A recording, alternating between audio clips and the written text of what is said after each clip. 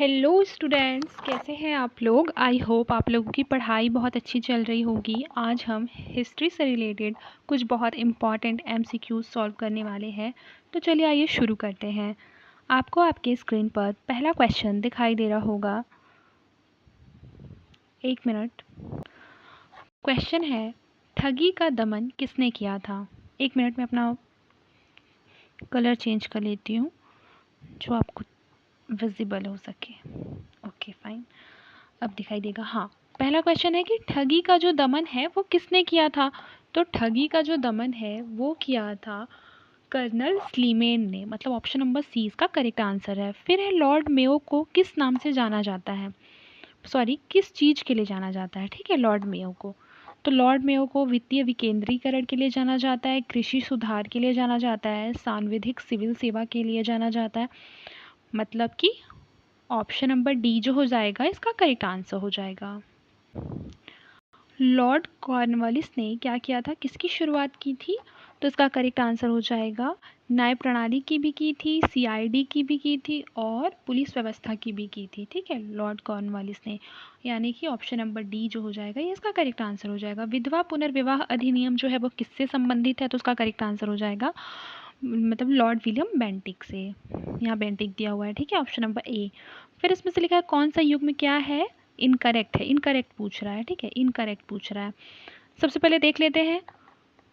देखिए, Warren Hastings आधुनिक न्याय प्रणाली का इन्होंने आरंभ किया था, ये सही है। फिर कॉर्नवालिस सी सॉरी आईसीएस का आरंभ किया था कॉर्नवालिस ने। हाँ, आईसीएस जिसे अभी मतलब वर्तमान में क्या किस नाम से जाना जाता है, इंडियन सिविल सर्विसेज के नाम से, है ना। तो इसकी शुरुआत किसने की थी, कॉर्नवालिस ने, हमें पता है। इसीलिए तो कॉर्नवालिस को क्या कहते हैं, सिविल सर्विसेज का जन्मदाता कहा जाता है। फिर क्लाइव, स्थायी बंदोबस्त, रॉबर्ट क्लाइव, ये गलत हो जाएगा। ठीक है, स्थायी बंदोबस्त का रॉबर्ट क्लाइव ने नहीं कराया था। वेलेजली सहायक संधि की नीति, ये सही है। आप मुझे क्या बता सकते हैं कि स्थायी बंदोबस्त का आरंभ किसके कार्यकाल में हुआ था। ये मुझे आप कमेंट बॉक्स में बताइएगा। ठीक है, ये देखिए इसका जो करेक्ट आंसर हो जाएगा वो हमारा हो जाएगा ऑप्शन नंबर सी। लिखा है कौन सा जो युग में है वो सत्य है। ठीक है, तो अगर सत्य पूछ रहा है मतलब अहस्तक्षेप की जो नीति है वो लॉरेंस की है, यानी option number A correct answer हो जाएगा। फिर लिखा है कर्जन ने क्या क्या कार्य किए थे, लॉर्ड कर्जन ने। तो एक बार देख लेते हैं, इन्होंने रेलवे बोर्ड की स्थापना कराई थी, बंगाल का विभाजन कराया था, सीआईडी की भी स्थापना कराई थी, पुरातत्व विभाग की भी स्थापना कराई थी। ऑप्शन नंबर डी जो हो जाएगा इसका करेक्ट आंसर हो जाएगा। फिर है, किस गवर्नर जनरल पर महाभियोग चलाया गया था, तो उसका जो करेक्ट आंसर हो जाएगा वो हो जाएगा ऑप्शन नंबर बी। ठीक है, वॉरेन हेस्टिंग्स ने वॉरेन हेस्टिंग्स पर क्या चलाया गया था, महाभियोग चलाया गया था। फिर है, भारत की प्रथम अधिकृत जनगणना जो है वो किसके समय में हुई थी। ये काफ़ी इंपॉर्टेंट क्वेश्चन हो जाता है क्योंकि अभी हाल ही में इलेक्शन हुए हैं ना। और फिर लास्ट ईयर भी हुआ था जातिगत जनगणना समथिंग बिहार में, तो इसलिए इंपॉर्टेंट क्वेश्चन हो जाता है। मतलब ऑप्शन नंबर बी जो है इसका करेक्ट आंसर है, लॉर्ड रिपन का कार्यकाल। क्या आपको लॉर्ड रिपन का कार्यकाल पता है, एक बार मैच कर लीजिएगा, शायद तो यही है 80 से लेकर 84। ठीक है, ये है लॉर्ड रिपन का। आगे बढ़ते हैं। फिर हमारा अगला क्वेश्चन है कि स्थानीय स्वायत्त शासन के जो जन्मदाता हैं वो कौन है, तो करेक्ट आंसर हो जाएगा वही लॉर्ड रिपन। फिर हो जाएगा बंगाल का अंतिम गवर्नर जनरल, बंगाल का जो अंतिम गवर्नर जनरल था वो था लॉर्ड विलियम बेंटिक। भारत का प्रथम वायसराय कौन था, लॉर्ड कैनिंग, ये भारत के प्रथम वायसराय थे। ठीक है, कब बने थे, 1858 में, याद रखिएगा। देखो, निम्नलिखित में से किसके आगमन से निम्न जाति के आंदोलनों में क्या हुई थी, गति आई थी। तो इसका जो करेक्ट आंसर हो जाएगा वो हो जाएगा हमारा महात्मा गांधी। फिर है, भारत का प्रथम गवर्नर जनरल जो है वो कौन है, भारत का प्रथम गवर्नर जनरल पूछ रहा है ना, याद रखिएगा। वायसराय हमने पढ़ चुका है कि लॉर्ड कैनिंग थे, अब गवर्नर जनरल बताना है प्रथम, बताइए कौन थे। बिल्कुल, देखिए, तो जो भारत का प्रथम गवर्नर जनरल है, एक होता है बंगाल का गवर्नर जनरल। मैं आपको शुरू से बताती हूँ। ठीक है, सबसे पहले तो बंगाल का गवर्नर था 1757 में, वो कौन थे, क्लाइव बने थे। एक मिनट, क्लाइव जो है वो बने थे 1757 में, क्या बने थे, गवर्नर बने थे बंगाल के, ठीक है, बंगाल के। और उसके बाद क्या हुआ था कि बंगाल का जो गवर्नर है फिर बंगाल का क्या कहलाने लगा, गवर्नर जनरल कहलाने लगा, जो कि वॉरेन हेस्टिंग्स थे। और फिर बंगाल के जो गवर्नर जनरल हैं वो भारत का गवर्नर जनरल कहलाने लगे। तो उसका जो करेक्ट आंसर हो जाएगा वो वॉरेन हेस्टिंग्स होगा। एक बार आप इसको देख लीजिएगा, अगर मैं रॉन्ग हूँ या फिर मैं डाउट में हूँ, क्योंकि मुझे जहाँ तक याद है यही है, बाकी जैसा होगा आप मुझे कमेंट बॉक्स में बता सकते हैं, ठीक है। फिर बंगाल में द्वैध शासन का जो अंत है वो किसके कार्यकाल में हुआ था, बताइए किसके कार्यकाल में हुआ था। हाँ, बिल्कुल करेक्ट, ये हुआ था वॉरेन हेस्टिंग्स के कार्यकाल में, क्योंकि रॉबर्ट क्लाइव के बाद जब वॉरेन हेस्टिंग्स आए थे तब तक द्वैध शासन था, और फिर वॉरेन हेस्टिंग्स ने क्या किया, द्वैध शासन का अंत कराया था। जहाँ तक मुझे याद है 1772 समथिंग का कुछ ईयर था, ठीक है। फिर डिफेंस ऑफ इंडिया एक्ट कब पारित किया गया था, तो डिफेंस ऑफ इंडिया एक्ट 1909 में, मतलब 1909 में पारित किया गया था। फिर हमारा क्वेश्चन है कि ग्रांट डफ ने मुख्यतः किस काल का इतिहास लिखा है, तो इसका जो करेक्ट आंसर हमारा हो जाएगा वो हो जाएगा मराठों का। फिर भारतीय स्वतंत्रता के समय इंग्लैंड के प्रधानमंत्री कौन थे, तो उसका करेक्ट आंसर हो जाएगा एटली। फिर किस वायसराय की अंडमान में वहाबियों ने क्या की थी, हत्या कर दी थी, तो उसका करेक्ट आंसर हो जाएगा लॉर्ड मेयो। फिर 1858 के अधिनियम के अनुसार भारत का प्रथम वायसराय कौन था, तो उसका करेक्ट आंसर हो जाएगा लॉर्ड कैनिंग। फिर है अगला क्वेश्चन कि रैयतवाड़ी बंदोबस्त किसने शुरू की थी, तो उसका करेक्ट आंसर हो जाएगा टॉमस मुनरो ने, ठीक है। और कॉर्नवालिस ने क्या किया था, स्थायी बंदोबस्त, क्या किया था, स्थायी बंदोबस्त, परमानेंट सेटलमेंट जिसको कहते हैं, ठीक है। फिर अगला क्वेश्चन है कि बंगाल का जो विभाजन है वो किसके काल में हुआ था, तो लॉर्ड कर्जन के काल में हुआ था बंगाल का विभाजन सन 1905 में। ये सब याद रखना है आपको, क्योंकि वन लाइनर जो क्वेश्चन होते हैं ना, वो पीसीएस का एग्ज़ाम हो या फिर वन डे का कोई भी एग्ज़ाम, उसमें काफ़ी ज़्यादा पूछे जाते हैं। इसमें बोल रहा है असत्य कथन को क्या करना है, छांटना है। तो चलिए ये शुरू करते हैं, असत्य कथन को छांटना है ना। ये देख लेते हैं इसका आंसर। तो सबसे पहले तो रॉबर्टसन आयोग जो था वो रेलवे से रिलेटेड था। व्हिटले आयोग जो है, व्हिटले आयोग सैन्य सुधार से रिलेटेड नहीं था, व्हिटले आयोग, ठीक है, तो ये हमारा सत्य हो जाता है। फिर उसके बाद है हंटर आयोग शिक्षा से, ये सही है। स्ट्रेची आयोग अकाल से रिलेटेड था, सही है। इसमें जो चारों आयोग है वो आपको अच्छी तरह से याद होना चाहिए, काफ़ी इंपॉर्टेंट हो जाता है ये एग्ज़ाम के लिए। इसमें लिखा है कि सर सैयद अहमद खान का प्रथम लक्ष्य क्या था, तो सर सैयद अहमद खान का जो प्रथम लक्ष्य था वो था मुस्लिम को आधुनिक शिक्षा प्रदान करना। Option number A. ब्रह्म समाज का विभाजन जो है वो किस वर्ष हुआ था, तो इसका जो करेक्ट आंसर हो जाएगा ये हो जाएगा ऑप्शन नंबर बी, 1865 में। आदि ब्रह्म समाज की जो स्थापना है वो किसने की थी, तो इसका जो करेक्ट आंसर हो जाएगा देवेंद्र नाथ टैगोर ने की थी आदि ब्रह्म समाज की, ठीक है।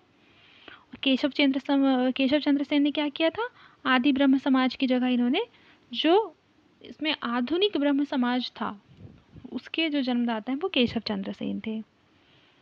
फिर है राजा राम मोहन राय ने निम्नलिखित में से किसका समर्थन नहीं किया था, तो इसका करेक्ट आंसर हमारा हो जाएगा बहुदेववाद का समर्थन उन्होंने नहीं किया था, क्योंकि राजा राम मोहन राय जो क्या थे वो थे एकेश्वरवादी थे, क्या थे, एकेश्वरवादी, ठीक है।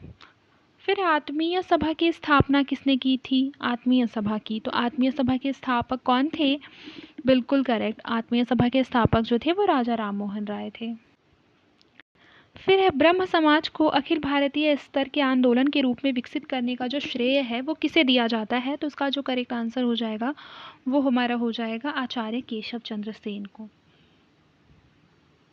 फिर हमारा अगला क्वेश्चन है कि हिंदू और मुसलमान भारत की दो आंखें हैं, यह किसका कथन है, हिंदू और मुसलमान भारत की दो आंखें हैं, ये कथन किसका है, तो बिल्कुल सही, ये कथन जो है सर सैयद अहमद खान की है। और फिर है आर्य समाज के संबंध में कौन सा कथन क्या बोल रहा है, असत्य बोल रहा है, ठीक है।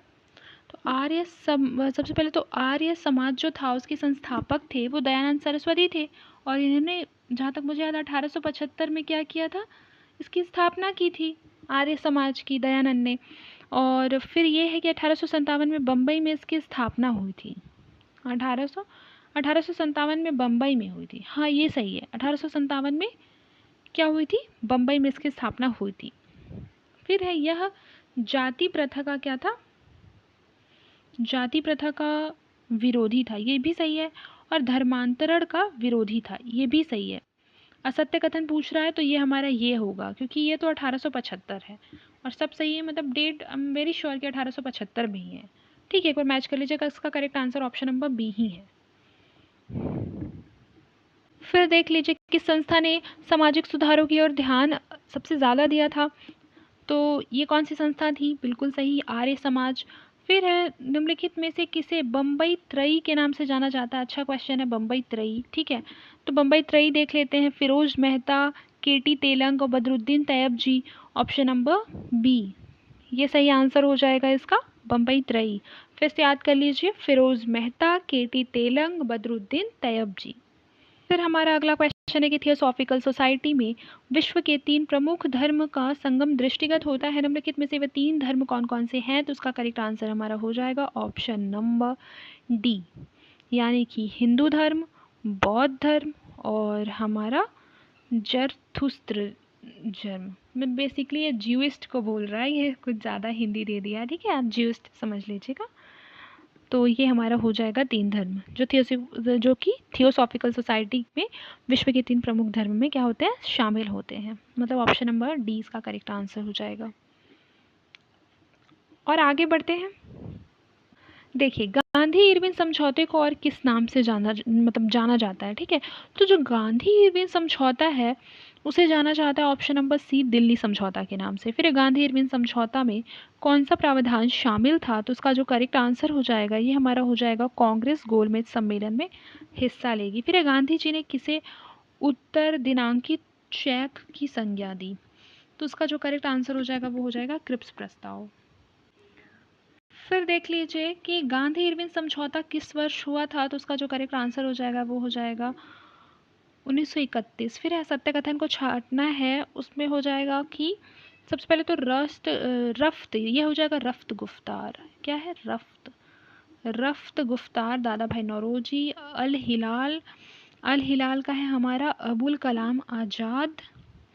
हाँ, अबुल कलाम आज़ाद ही है। और ये सब पत्रिका है ना, पहले बता दूँ, ये इस साइड पे पत्रिका है और इस साइड पे उनके संपादक के नाम है कि मतलब किसने शुरू किया था। हरिजन पत्रिका हमें पता है, डॉक्टर बी आर अम्बेडकर। नहीं, हरिजन पत्रिका तो महात्मा गांधी का होगा। केसरी बाल गंगाधर तिलक, ठीक है। मतलब जो इसका करेक्ट आंसर हो जाएगा, असत्य पूछ रहा है तो ये हमारा ऑप्शन नंबर सी हो जाएगा, हरिजन पत्रिका महात्मा गांधी का है। फिर आगे बढ़ते हैं, देखते हैं। फिर यहाँ पे बोल रहा है सत्य कथन छांटने के लिए हमें, ठीक है। यहाँ पर भी वही दिया हुआ है, इंडिया टुडे। इंडिया टुडे किसका है?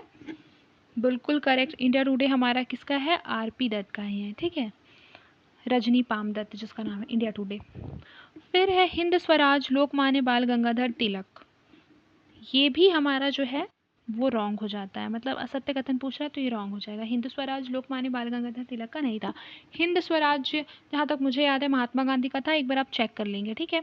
फिर है वॉर ऑफ इंडिपेंडेंस, ये सावरकर का था, बिल्कुल करेक्ट है। Economic history of British India, R C Dutt, बिल्कुल सही है। फिर असत्य कथन को छांटना है, देख लेते हैं। सबसे पहले तो सालबाई की संधि, ये बिल्कुल गलत है, 1581 में नहीं हुई थी। बेसिन की संधि 1802 सही है। सुरजी अर्जुन गांव की संधि 1803 सही है। फिर देव गांव की संधि 1803 सही है, मतलब option number A correct answer है। फिर असत्य कथन को क्या करना है? अलग करना है, तो एक बार इसका आंसर देख लेते हैं। सबसे पहले तो इल्बर्ट बिल विवाद जो था, इल्बर्ट बिल विवाद, ये हमारा मुझे जहाँ तक याद है ये रिपन के काल में हुआ था। रिपन का काल हमारा हो जाएगा 1880 से लेकर 1882 में, सॉरी 1884 में। और इल्बर्ट बिल विवाद को दिखा रहा है कि 1889, तो ये तो ऑलरेडी रॉन्ग हो जाएगा, तो यही रॉन्ग होगा। बाकी कांग्रेस की स्थापना हमें पता है 1885 में हुई थी, बंगाल का विभाजन 1905 में, मुस्लिम लीग की स्थापना हमारा हुई थी 1907 में। ठीक है, ये सब सही है। असत्य हमारा इल्बर्ट बिल विवाद है। फिर हमारे यहाँ असत्य कथन को छांटना है, असत्य कथन को छांटना है तो देख लेते हैं। सबसे पहले वंदे मातरम अरविंद घोष, और पत्रिका के नाम है ना, पहले बता रही हूँ, ऐसा नहीं है कि वंदे मातरम सॉन्ग अरविंद घोष है, क्योंकि हमें पता है वंदे मातरम बंकिम चंद्र चट्टोपाध्याय जी ने लिखा है।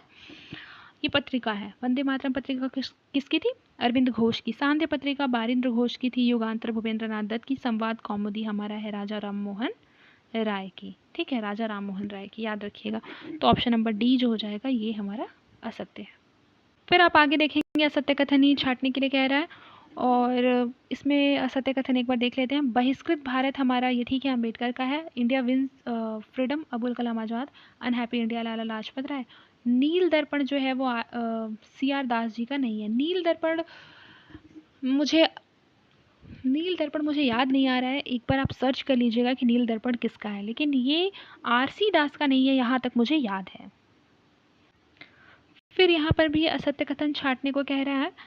एक बार देख लेते हैं। मोतीलाल नेहरू जो है वो नेहरू रिपोर्ट सही है, और लेकिन अगर नेहरू रिपोर्ट बोल देगा जवाहरलाल नेहरू तो ये रॉन्ग हो जाएगा। ठीक है, ये फंसाने वाला एक क्वेश्चन मिला है। ठीक है, तो ये क्या हो जाएगा, रॉन्ग हो जाएगा। मोतीलाल नेहरू ने ही नेहरू रिपोर्ट कब की था, 1928 में किया था। ठीक है, फिर जिन्ना है खिलाफत आंदोलन, ये रॉन्ग है। फिर गांधी जी चंपारण सही है। सुभाष चंद्र बोस ने फॉरवर्ड ब्लॉक की स्थापना 1939 में की थी। ठीक है, सॉरी, 1939 में। ये सबको आपको याद रखना है। खिलाफत आंदोलन जिन्ना ने नहीं किया था। 20 का करेक्ट आंसर है। अब आगे देखते हैं। चित्तू पांडे भारत छोड़ो आंदोलन में थे, हाँ सही है। स्वामीनाथन आज़ाद हिंद फौज में थे, हाँ सही है। शशि भूषण राय असहयोग आंदोलन में गलत है। गुरदीप सिंह अनुशीलन गलत है। ऑप्शन नंबर 1 करेक्ट आंसर है। फिर आप देख सकते हैं कि असेंबली बम कांड में भगत सिंह के सहयोगी कौन थे, ये पूछ रहा है। तो उसका जो करेक्ट आंसर हो जाएगा वो हो जाएगा बटुकेश्वर दत्त जी। भगत सिंह के क्या थे, सहयोगी थे। किस समाचार पत्रों ने क्रांतिकारी आतंकवाद की वकालत की थी, तो उसका करेक्ट आंसर हो जाएगा सांध्य युगांतर काल, ऑप्शन नंबर डी। फिर देख लेते हैं। 23 मार्च 1931 को 3 क्रांतिकारियों को ब्रिटिश शासन द्वारा फांसी दी गई थी। निम्नलिखित में से कौन उन क्रांतिकारियों में क्या था, शामिल नहीं था। इसका करेक्ट आंसर हमारा हो जाएगा option number D, Khudiram Bose. फिर चट्टेगांव शस्त्रागार कांड का सूत्रधार क्या था, तो उसका करेक्ट आंसर हो जाएगा सूर्यसेन। फिर है गांधी जी के राजनीतिक गुरु कौन थे, तो ये तो बहुत रिपीटेड क्वेश्चन है, गोपाल कृष्ण गोखले। फिर दिया हुआ है 1932 में पूना समझौता जो है वो किसके साथ किया गया था, तो उसका जो करेक्ट आंसर हो जाएगा वो हो जाएगा हमारा दलितों के साथ। गांधी जी ने सर्वप्रथम किसके शोषण के विरुद्ध सत्याग्रह किया था, तो इसका जो करेक्ट आंसर हमारा हो जाएगा वो हो जाएगा ऑप्शन नंबर ए, चंपारण के कृषक। सबसे पहले किया था ना चंपारण के कृषक के साथ। फिर है उसके बाद है गांधी जी ने भारत में प्रथम सत्याग्रह कहाँ किया, बताइए। चंपारण, बारदोली, खेड़ा और अहमदाबाद। चारों ऑप्शन में से कौन सा सही है, बिल्कुल सही, चंपारण। मैंने अभी बताया कि सर्वप्रथम उन्होंने किसके शोषण के विरुद्ध, चंपारण के कृषक के शोषण के विरुद्ध क्या किया था, अंग्रेजों से लड़ाई लड़ी थी। फिर है गांधी जी ने करो या मरो का नारा कब दिया था, अच्छा क्वेश्चन।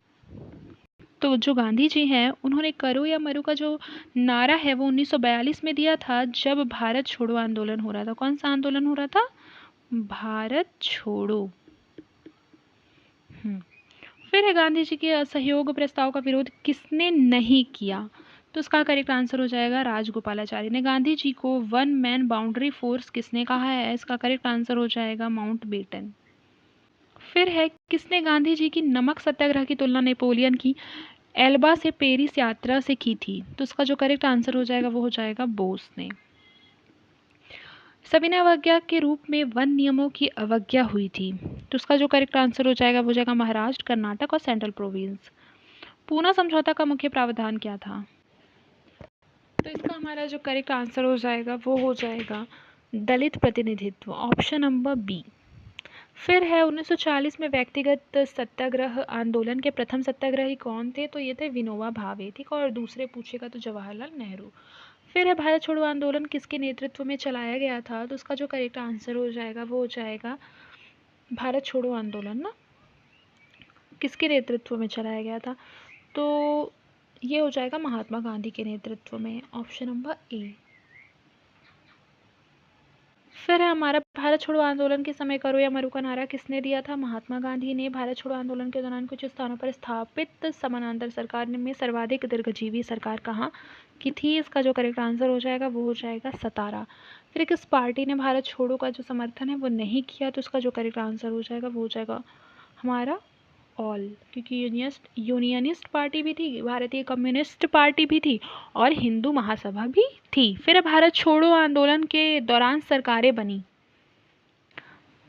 ठीक है, तो कहाँ कहाँ सरकारें बनी थी, ऑप्शंस में क्या है, बिल्कुल करेक्ट, सभी जगह पे बनी थी। फिर निम्नलिखित में से अगस्त क्रांति को क्या इंगित करता है, तो अगस्त क्रांति को हमारा इंगित करता है भारत छोड़ो आंदोलन। सुभाष चंद्र बोस ने क्या नारा दिया था? तो सुभाष चंद्र बोस ने नारा दिया था, ये हमारा इसका जो करेक्ट आंसर हो जाएगा, ये दिल्ली चलो भी दिया था, मैं तुम्हें खून दो, तुम मुझे खून दो और मैं तुम्हें आज़ादी दूंगा, ये भी दिया था। ठीक है, मतलब ये भी, तो ये दोनों बोथ हो जाएगा। फिर है बोस ने अस्थायी स्वतंत्र भारत सरकार की जो स्थापना है वो कहाँ की थी? बिल्कुल करेक्ट, ये की थी सिंगापुर में। दिल्ली चलो सत्याग्रह क्या कहलाता है? ये कहलाता है व्यक्तिगत सत्याग्रह। फिर है तलवार विद्रोह में सरदार पटेल की क्या भूमिका थी? तो ये आलोचनात्मक भूमिका थी, उन्होंने आलोचना किया था। फिर है भारत विभाजन सिद्धांत को सर्वप्रथम किस नेता ने स्वीकार किया था? तो इसका हमारा करेक्ट आंसर जो हो जाएगा वो हो जाएगा चक्रवर्ती राजगोपालाचारी ने क्या किया था? भारत विभाजन के सिद्धांत को सबसे पहले स्वीकार किया था। फिर भारत की स्वतंत्रता के समय ब्रिटेन का जो प्रधानमंत्री था उस टाइम पे कौन था? तो ये था हमारा क्लीमेंट एटली। हम ब्रिटेन की तबाही की कीमत पर भारत की स्वतंत्रता नहीं चाहते, यह किसने कहा था? तो इसका करेक्ट आंसर हो जाएगा महात्मा गांधी। फिर अब बारदोली सत्याग्रह के नेता कौन थे? बारदोली सत्याग्रह के जो नेता थे वो हमारे थे सरदार पटेल। पहली बार तिरंगा कब फहराया गया था? ये क्वेश्चन काफ़ी इंपॉर्टेंट है कि पहली बार तिरंगा कब फहराया गया था। तो ये हमारा हो जाएगा 31 दिसंबर 1929 को ही स्वराज्य की क्या कर दी गई थी? घोषणा कर दी गई थी, है ना। स्वराज्य शब्द का क्वेश्चन भी आता है कि स्वराज्य शब्द का सबसे पहला प्रयोग हमारा कब हुआ था? तो 1929 में हुआ था। दिया हुआ है कि 1916 में कौन सी घटना नहीं हुई है, तो उसका जो करेक्ट आंसर हो जाएगा वो हो जाएगा कि कामागाटो मारू जो जहाज की जो घटना है वो 1916 में नहीं हुई है। ठीक है, बाकी सारा जो है 1916 में हुआ है। लखनऊ पैक्ट किस वर्ष संपन्न हुआ? तो काफ़ी इजी क्वेश्चन, 1916। तो स्टूडेंट्स आज के लिए बस इतना ही, मिलते हैं नेक्स्ट क्लास में। तब तक के लिए मन लगाकर पढ़ाई करते रहिए और अपना ख्याल रखिए।